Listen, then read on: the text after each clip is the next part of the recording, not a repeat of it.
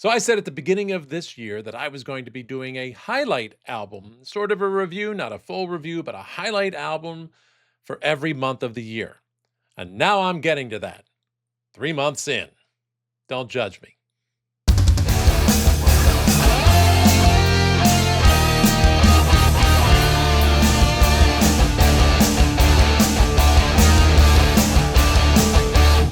Hey there, fellow Prog noggins. This is Dave.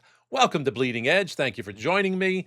So yes, at the beginning of 2026, I said I was going to do a highlight album, or maybe two, at the beginning of the year. I was going to do one a month. Yes, I know, it is April. I'm a little late. Leave me alone.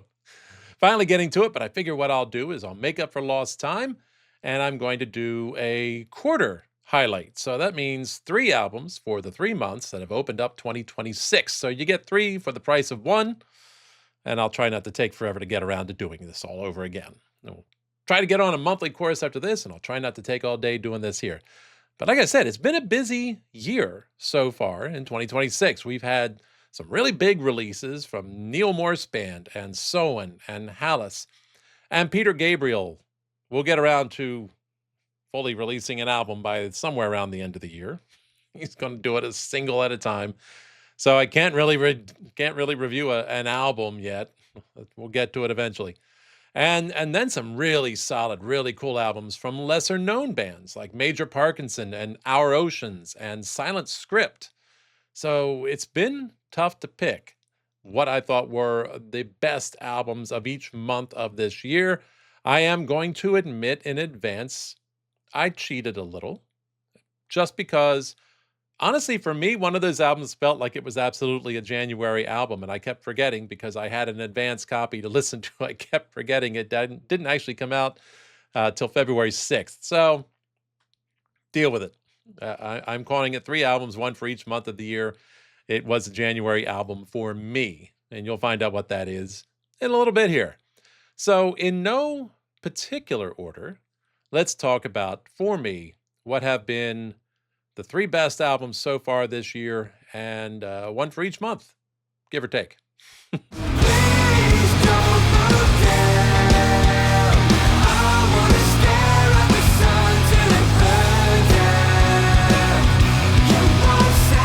Okay, so the first one we have is Karnivool in Verses. So after a 13-year wait, they made us wait a long time, the Aussie prog metal quintet are back with a banger. This is an album that is alternately dreamy, atmospheric, brutal, melodic, and really for me, variety is the key. There's churning drums mixed with this roiling bass, grand post-metal chords, and just shifting it all up, at times charging forward, other times swirling in this kind of mysterious atmosphere. Their use of contrasting tension and melodic hooks really draws the listener in and keeps things interesting throughout this album. There's plenty of variety in there between the lilting ballads, the droning grungy grinders, and crashing metal bombast. And for me, I have not heard such a mesmerizing balance of spacey ruminations and prog metal aggression. Geez, I don't know, since Porcupine Tree's Fear of a Blank Planet? They're not the same albums in style, but man, what a cool album this is. There's stuff that's got nice groove to it. There's stuff that just pounds the listener. There's stuff that just sounds so gorgeously atmospheric. And what a return to form for these guys. What a return, period. It's not even a return to form. It's a return to, I don't know, existence. I have not read, nor do I know what they've been doing for 13 years. But damn, guys, if you want to really make an impression coming back after an extended absence, this is the way to do it.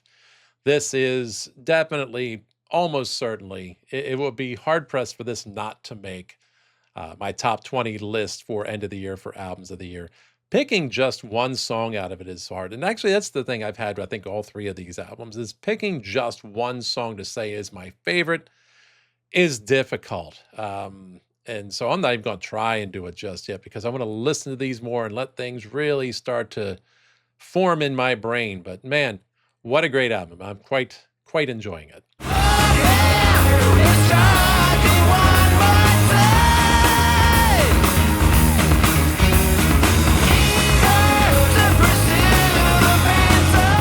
we have a band that, I missed out on for a while, largely because I was actually very much thrown off by their band name. And I don't know if I was mixing them up with somebody else or just got the wrong impression. Motorpsycho, the Gaia 2 Space Corps.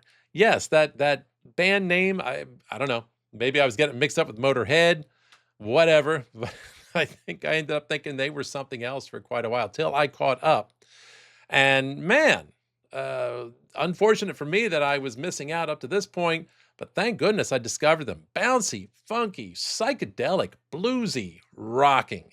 What a cool album. It covers the breadth of this galloping collection of diverse tunes. Like all of these adjectives just fit in here in varying degrees throughout, but they're kind of all present the whole time. It's like some sort of 60s space rock jumped into bed with 70s jazz fusion and traveled to the future and came here now to do this stuff for us. Now, I don't personally usually go in for retro styled stuff, but this one is just too damn infectious to ignore.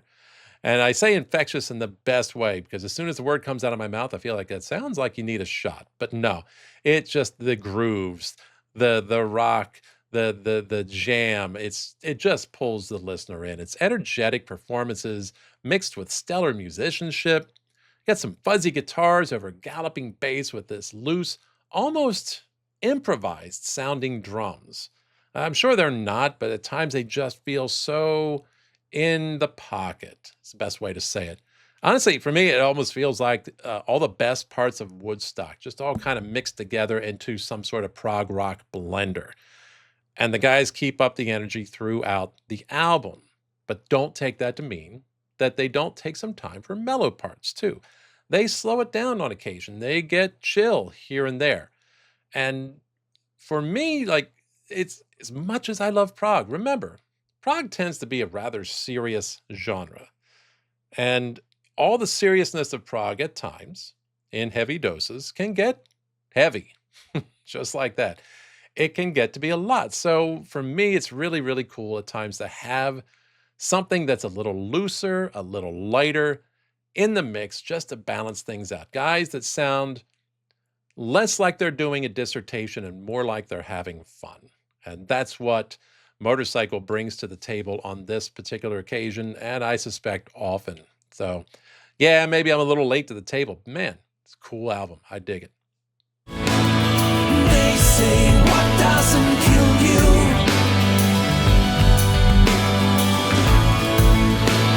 but I say that's just not true. And finally, probably the biggest of them for me so far this year. It means the year started off with a bang. Big Train, Woodcut. You look back a couple years, and when Alberto Bravin joined the band after the tragic death of David Longdon, the band's future, let's admit it, was uncertain. Nobody knew what they should expect. Nobody knew what was coming around. A lot, I think, for them and frankly for their fans was riding on the likes of us. Well, in the end, rest assured, the album turned out to be a brilliant balance of mourning a loss, celebrating a life and life in general, and rebirth that left fans reassured, brought in new fans, I am very sure, as well. And that was my top album of 2024. Turns out that was just prelude. Woodcut is warm, it's emotional, it is complex, it is lush, it is contemplative, it is philosophical, and it's a bit of a fantasy novel, and a little bit harder rocking in just the right amount. And for me, this is the band pulling together truly into a cohesive whole. We're talking about, this was a band that was basically, prior compared to what they were previously, they were a different band at the beginning of the decade. And of course, COVID threw all kinds of things into, turmoil and such. But they were essentially largely a new band, almost down to except one member. And here we are now. This is them coming forth as a fully formed unit. And wow, they have produced a fully realized conceptual narrative And they did it with the work of multiple lyricists, pulling it all together, making something that makes sense narratively and thematically. It's a tale of an artist who's gotten truly lost in his work, and it is impressive in its depth. And yet, despite as deep as it is and as well formed as it is, it also leaves plenty of space for the individual listener to interpret what's all going on and what it's all about. And again, I have said before, and I'll say again, that is an impressive feat. When you can create something that just stands exceedingly well on its own and says what it needs to say, and yet is still open to other interpretations and people creating their own ideas and making their own personal links to the narrative. And Alberto on this one excels in the producer's chair in pulling the expansive elements together, making this all sound cohesive, making it flow to a degree that it, in many ways, feels almost like one long song. This is like one long, I wouldn't quite call it a musical, but man, it is seamless in many ways. And again, kind of like I said with Karnivool, it's really difficult to single out just one song because it all just feels like it is one song. And he did that with all these elements, all these things that pull together 400 tracks plus. And here he is, he's still kind of comparatively the new guy. And what an amazing producing talent he turned out to be. For me, this is the band that just comes together. It's like they're just coming together at this point in time, like they were destined to be together. Like this is them at the height of their powers, pulling it all together, more than the sum of their parts, all those wonderful things you can say. And they truly feel like they are the new unit of the band, the new generation standing on their own, standing shoulder to shoulder with what came before in Big Big Train. It's really impressive. Not just a contender for album of the year for me already, but for my money, one of the best prog albums of the past decade. That good. If you're not listening to it, you really, really should be. So there we go. There are my 3 album highlights of the first 3 months of the year. I am going to make a pledge to try and make sure I do this monthly here on out. I do want to once again highlight, without going into great detail, some of those lesser known bands that I recommend you check out. Our Oceans, Major Parkinson, Silent Script, all have new albums out. Go give them a listen. You, I think, will probably enjoy those as well. But these other 3 were my tops for 2026 so far, January, February, March. What are your thoughts? Have you heard all these? Have you listened to all these? Do you agree? Do you have others that you would put forth as being in the top 3 so far this year? Do you think I made mistakes?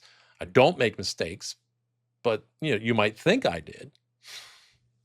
Either way, let me know your thoughts in the comments. And while you're doing that, don't forget to take a moment, if you could, subscribe to the channel. I know a lot of you out there are watching this stuff that aren't subscribed yet. Come on, join along. Follow me in this proggy world we have in 2026. You don't just get me, you get the guys with the Prog Council. We've got lots of fun new stuff coming up as the year progresses. And I'm going to maybe try and get into a little bit of song reactions, stuff like that here and there. There's a lot coming. Subscribe to the channel. Join along. And in the meantime, that's all I got for you for now. I will leave you with the usual. Hang loose. Oh my God, I am going to now trip up in the very... Oh, screw me. I'm not even editing this. Screw it. Hang loose. Never fear to deviate from the norm, and as always, keep it fucking prog.